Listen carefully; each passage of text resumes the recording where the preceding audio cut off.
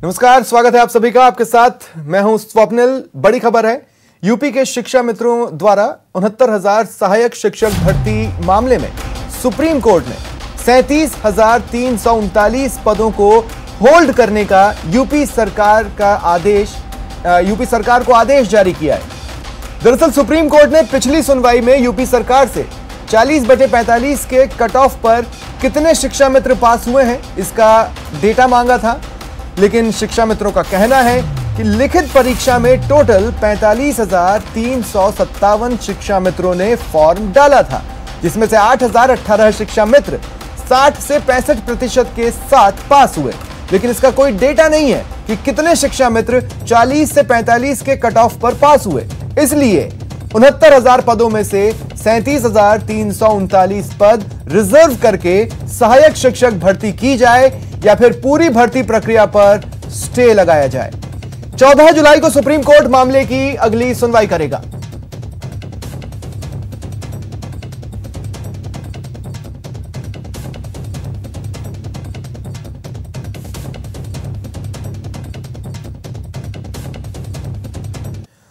और ऋषभ मणि त्रिपाठी लखनऊ से हमारे सहयोगी इस वक्त मेरे साथ जुड़ रहे हैं। ऋषभ मणि, क्या रिएक्शंस आ रहे हैं आज के जो सुप्रीम कोर्ट ने आज जो आदेश दिया है उस पर?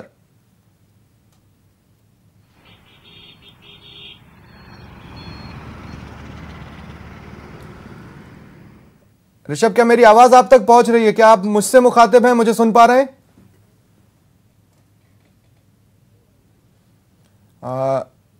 लगता है मेरी आवाज उन तक नहीं पहुंच पा रही है।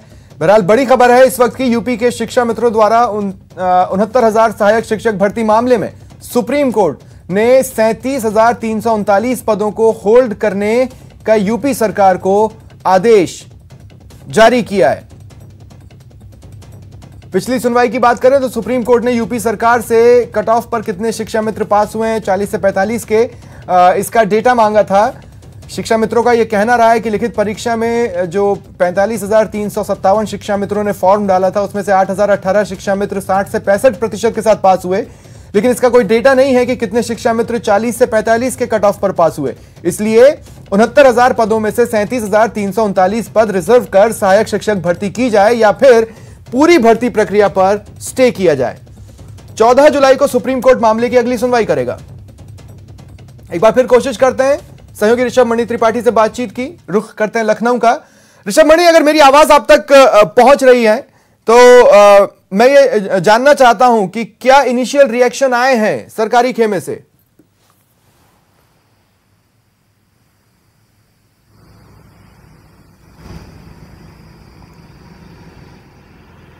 लगता है मेरी आवाज ऋषभ मणि तक नहीं पहुंच रही है। दिल्ली से सहयोगी सुशील भी इस वक्त मेरे साथ फोन लाइन पर मौजूद है। सुशील, सुप्रीम कोर्ट ने जो आज आदेश दिया है, क्या रीजनिंग रही? एक बार अपना सवाल दोहराएं कि मैं रीजनिंग जानना चाहता हूं। जी देखिए, सुप्रीम कोर्ट ने जो उत्तर प्रदेश सरकार को जो 59,000 शिक्षकों की भर्ती को लेकर आदेश दिया है, उस आदेश में साफ तौर से ये शिक्षा मित्रों की तरफ से एक अर्जी दाखिल की गई थी जिसमें कहा गया था कि सुप्रीम कोर्ट ने फिलहाल ये आदेश उत्तर प्रदेश सरकार को दिया है कि वो 60 और 65% के आधार पर भर्ती प्रक्रिया शुरू करें, लेकिन 40 और 45% का जो आंकड़ा मांगा गया है उसमें कोई समय सीमा नहीं रखी है। और अगर उत्तर प्रदेश सरकार ये भर्ती प्रक्रिया चालू रखेगी तो कम से कम जो तमाम भर्ती प्रक्रिया है उसमें से 37,000 के पोस्टों पर असर पड़ेगा। लिहाजा जो शिक्षा मित्र हैं उनके 37,000 पोस्ट को वैकेट किया जाए या पूरी भर्ती पर रोक लगाई जाए। सुप्रीम कोर्ट ने आज पूरे मामले में आदेश जारी करते हुए ये उत्तर प्रदेश को कहा है कि 37,000 जो भर्ती प्रक्रिया में पोस्ट है उस पोस्ट को फिलहाल अभी तक होल्ड किया जाए और जो बाकी जो पोस्ट बचा है उस पर भर्ती प्रक्रिया शुरू की जाए। लेकिन भर्ती प्रक्रिया चूंकि इलाहाबाद हाई कोर्ट की बेंच ने एक दूसरे मामले में रोक लगा रखी है जिसके तहत नहीं हो पाएगी। अब 14 जुलाई को इस मामले में सुप्रीम कोर्ट सुनवाई करेगा, लेकिन कहीं ना कहीं उत्तर प्रदेश सरकार के लिए ये फिलहाल एक मुश्किल भरा आदेश होगा, क्योंकि एक और भर्ती प्रक्रिया उत्तर प्रदेश सरकार ने शुरू कर दी थी और ऐसे में अब 37,000 पोस्ट को अगर होल्ड करने का आदेश सुप्रीम कोर्ट देती है तो उत्तर प्रदेश सरकार भर्ती प्रक्रिया पर दोबारा से काम करेगी और ये देखेगी कि कितने ऐसे लोग हैं जो फिलहाल 60 और 65% का जो फिलहाल प्राप्तांक है, जो मेरिट तय किया गया है, उसके आधार पर भर्ती की जाए। जी हाँ, तो सुशील, मोटे तौर पर समझा जाए कि जो शिक्षा मित्रों का जो दूसरा हिस्सा था मांग का कि या फिर पूरी भर्ती प्रक्रिया पर स्टे किया जाए, वैसी स्थिति नहीं बनी है, उसकी जरूरत सुप्रीम कोर्ट ने महसूस नहीं की। जी बिल्कुल, आप सही कह रहे हैं। देखिए, अगर पूरी भर्ती प्रक्रिया पर रोक लगा दी जाती तो कहीं ना कहीं सुप्रीम कोर्ट अपने पुराने आदेश पर दोबारा विचार करना पड़ता है। इसीलिए सुप्रीम कोर्ट ने ये कहा है कि भर्ती प्रक्रिया जैसी चल रही थी सरकार के द्वारा वो चलती रहेगी, लेकिन जो 37,000 जो सहायक शिक्षा मित्रों की अर्जी थी उसको फिलहाल सुप्रीम कोर्ट ने मान लिया है और उसी आधार पर सुप्रीम कोर्ट ने उत्तर प्रदेश सरकार को 37,000 की पोस्ट को वैकेट करने के लिए कहा है। यानी कि 37,000 की जो पोस्ट है उस पर अब सुप्रीम कोर्ट के आदेश के बिना भर्ती प्रक्रिया नहीं होगी।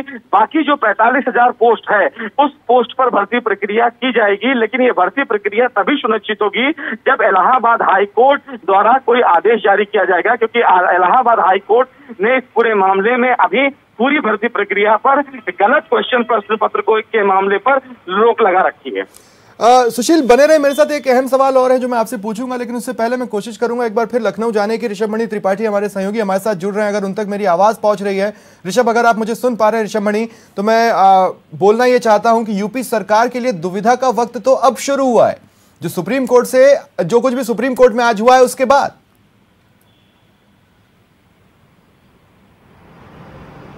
जी देखिए स्वप्नल, देखिए ये जब से ये भर्ती शुरू हुई है सरकार के लिए रोज नई चुनौतियां आ रही हैं और बेरोजगार जो युवक हैं उनके लिए उदासीनता का ये कारण बनते चले जा रही। अब आज सुप्रीम कोर्ट में शिक्षा मित्र चले गए थे।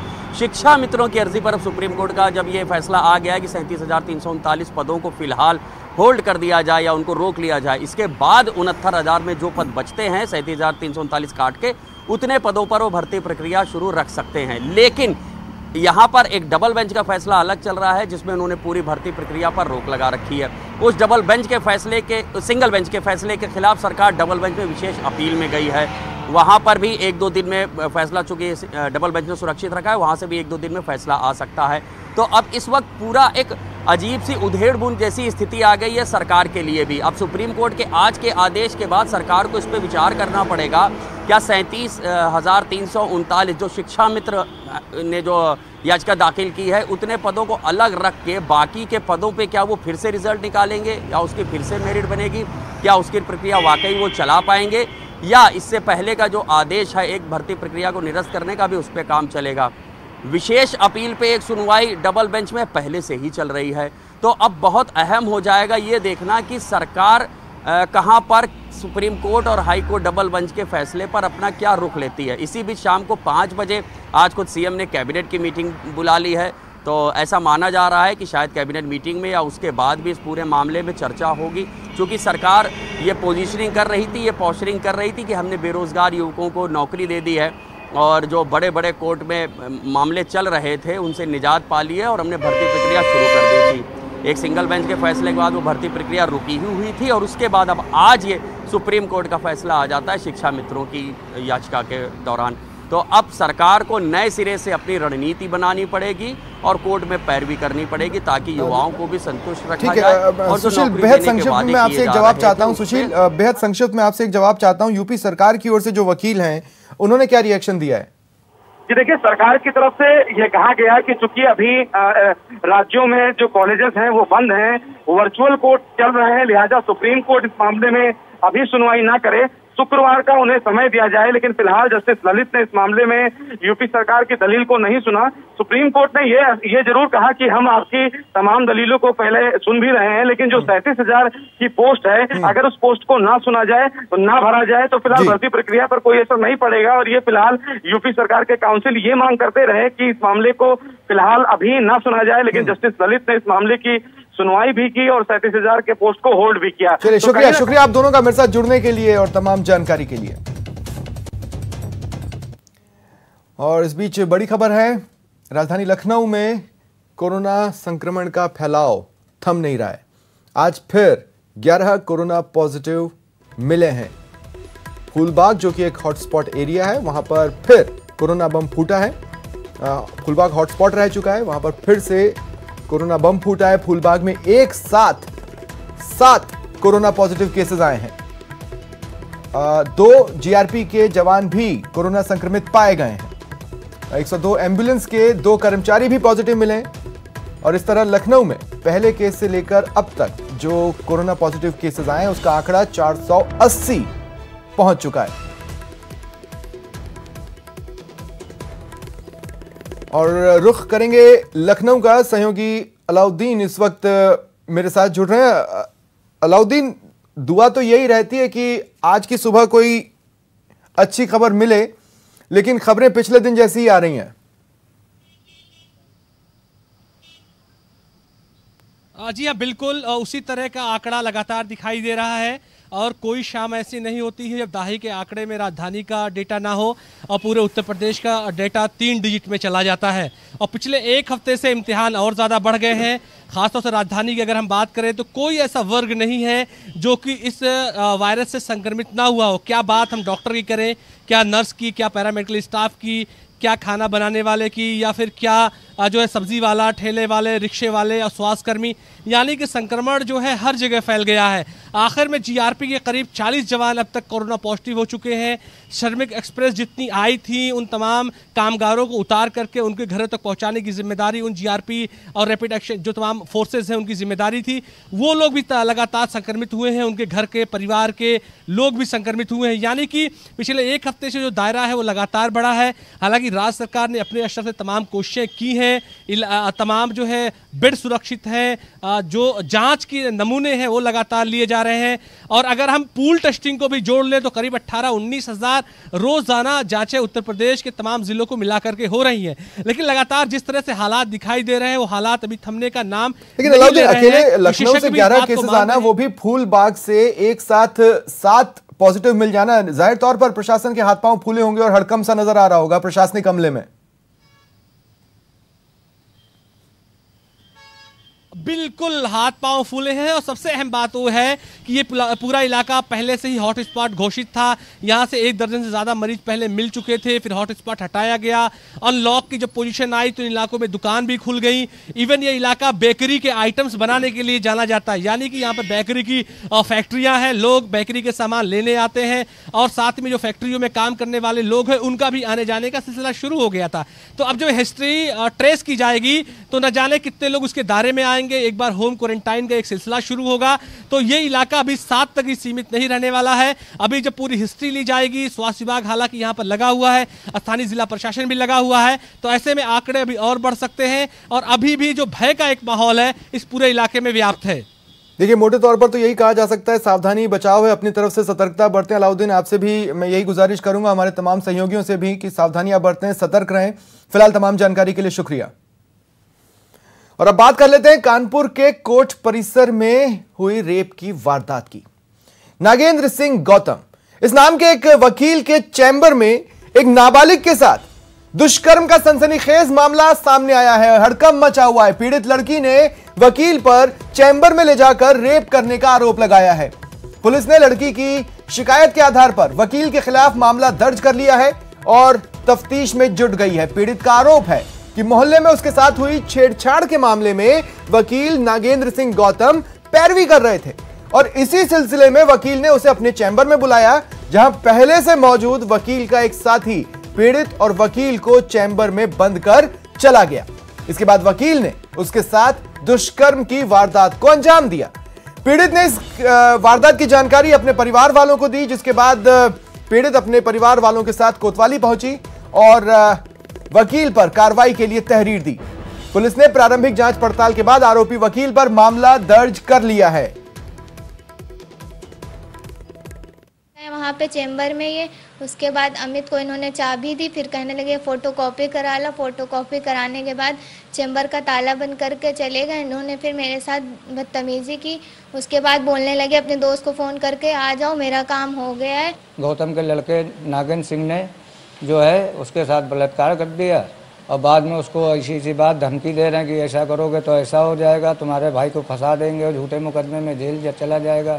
थाना कोतवाली कानपुर नगर में अभियोग संख्या 236 धारा 376 3/4 पॉक्सो एक्ट के तहत एक अभियोग पंजीकृत किया गया है।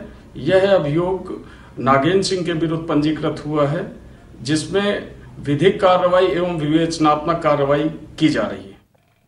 और रुख करेंगे सहयोगी अमित गंजू का, जो इस वक्त मेरे साथ जुड़ रहे हैं। अमित, मैं कहना चाहता हूं कि काले कोट और खाकी के बीच की अदावत किसी से छिपी नहीं है। ऐसे वक्त में जब ये मामला सामने आया है, जो वांछित तेजी होनी चाहिए जांच प्रक्रिया में, क्या वो नजर आ रही है? क्या पॉक्सो के तहत मामला दर्ज हुआ है?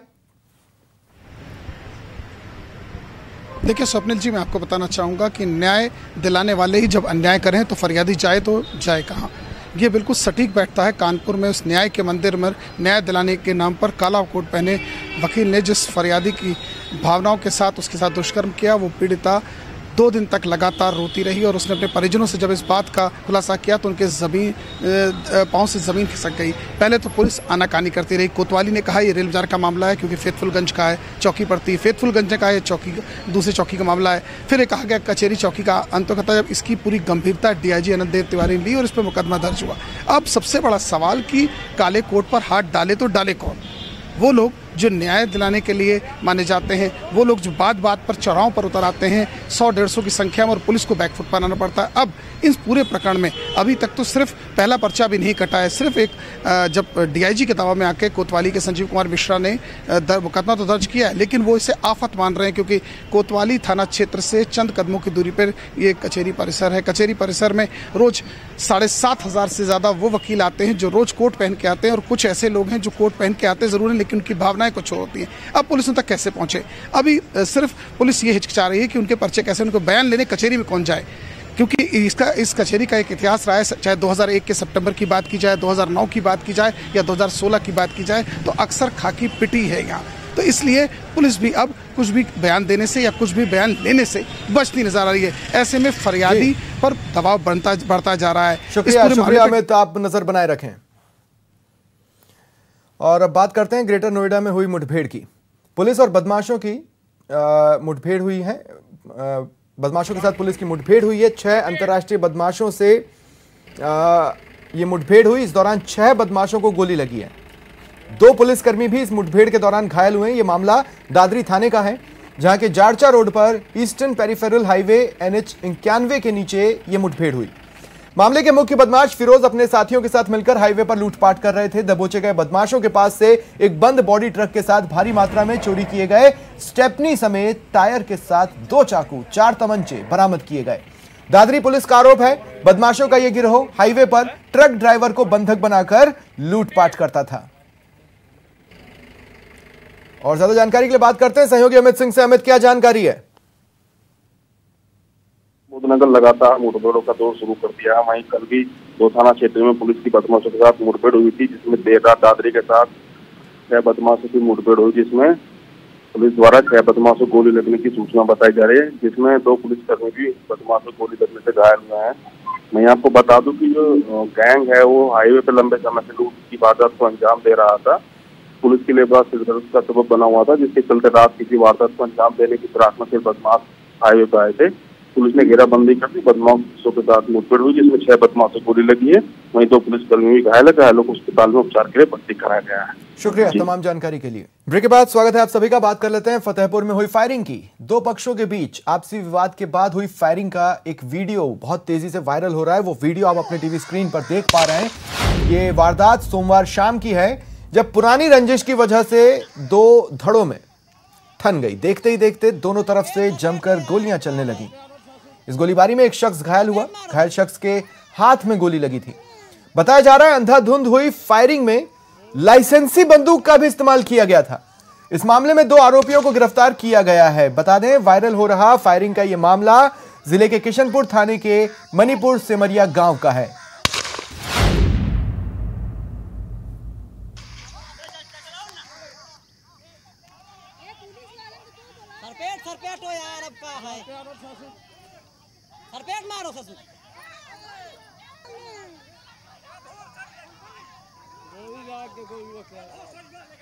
आज शाम को 2 पड़ोसियों के बीच हुए झगड़े में एक व्यक्ति के हाथ में गोली लग गई है।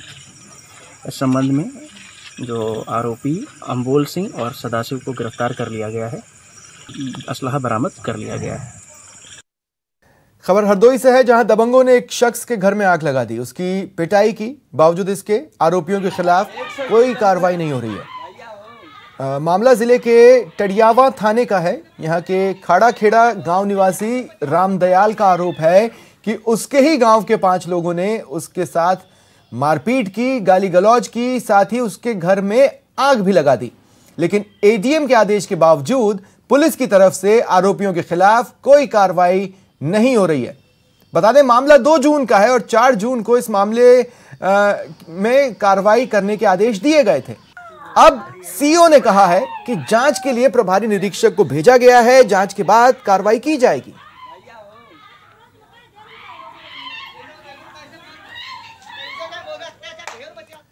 मुरादाबाद में घरेलू विवाद के चलते एक महिला ने अपने ही पति की दूसरी पत्नी की गोली मारकर हत्या कर दी।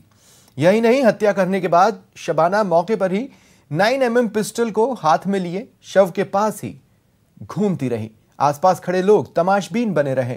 किसी ने भी आलिया नाम की महिला को बचाने की कोशिश नहीं की। मौके पर पहुंची पुलिस ने हत्या करने वाली महिला को गिरफ्तार कर लिया है।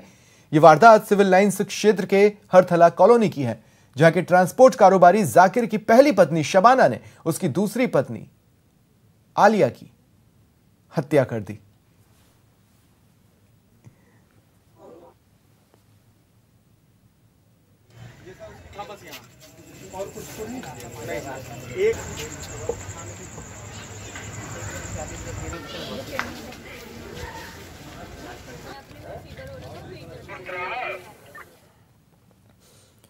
चलिए बढ़ते हैं आगे।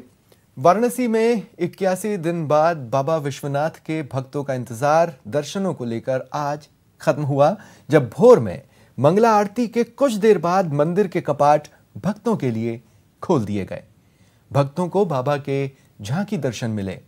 हालांकि गर्भगृह में प्रवेश फिलहाल बंद है और तमाम शर्तें हैं, एहतियात है, उनके साथ ही बाबा विश्वनाथ के कपाट भक्तों के लिए खोले गए हैं। इससे एक दिन पहले खुद सीएम योगी आदित्यनाथ ने मंदिर खुलने से पहले की तैयारियों का जायजा लिया था। काशी विश्वनाथ मंदिर में दर्शन शुरू हो गए हैं। इस बार भी वही आस्था है, वही विश्वास है, बस इस बार तस्वीर बदली हुई है। पिछली बार मंदिर जब जनता कर्फ्यू के बाद लॉकडाउन के वक्त बंद किए गए थे, उससे पहले भी आस्था यही थी, लेकिन तस्वीर इस तरीके से थी। तब भक्तों के हाथ में थाली थी, आस्था थी, उमंग थी। इस बार भी आस्था है, लेकिन चेहरे पर मास्क है। यानी कि इस बार आपके हाथ में थाली हो ना हो, फूल हो ना हो, लेकिन चेहरे पे मास्क होना जरूरी है। तमाम सारी लक्ष्मण रेखाएं भी हैं, जिनमें से पहली लक्ष्मण रेखा कुछ इस तरीके से आपको थर्मल स्क्रीनिंग के जरिए बाबा से मिलने के लिए पार करनी होगी। यानी कि अगर आपका टेम्परेचर नॉर्मल है तभी आपको मंदिर में प्रवेश दिया जाएगा। दूसरी लक्ष्मण रेखा यहाँ सुरक्षा को लेकर है। तो तीसरी लक्ष्मण रेखा आपको सैनिटाइज करने की है कि जब तक आप अपने आप को इस ऑटोमेटिक जो सैनिटाइजर मशीन है उससे आप अपने आप को सैनिटाइज नहीं कर लेते, तब तक बाबा से आपका मिलन नहीं हो पाएगा। तो ये ऑटोमेटिक जो है सैनिटाइजर मशीन लगी है, जिसमें मंदिर में जाने वाले हर शख्स को पहले हाथों को सैनिटाइज करना पड़ेगा। चाहे वो खुद ही यहाँ पर पुलिस अफसर हो, वो भी यहाँ पर सैनिटाइज करेंगे। तो मंदिर में चाहे पुलिस अफसर हो, चाहे स्टाफ हो, हर किसी को ऑटोमेटिक मशीन में ही बाहर खुद को सैनिटाइज करना पड़ेगा। चौथी जो लक्ष्मण रेखा है वो मंदिर के अंदर है। वहाँ आपको जो मैपिंग है सोशल डिस्टेंसिंग की, उस पर खड़े होना पड़ेगा और अपनी बारी का इंतज़ार करना पड़ेगा। और जो पांचवी लक्ष्मण रेखा है वो बाबा के गर्भगृह के पास है, वहाँ पर आपको भी सोशल डिस्टेंसिंग की मैपिंग पे खड़ा होना पड़ेगा। हालांकि अभी गर्भगृह में प्रवेश नहीं दिया गया है, लेकिन झांकी दर्शन करके ही श्रद्धालु हर हर महादेव के उद्घोष से आनंद ले रहे हैं। कैमरा पर्सन पंकज सिन्हा के साथ उपेंद्र द्विवेदी, न्यूज़ 18 वाराणसी। और फिलहाल इतना ही। नमस्कार।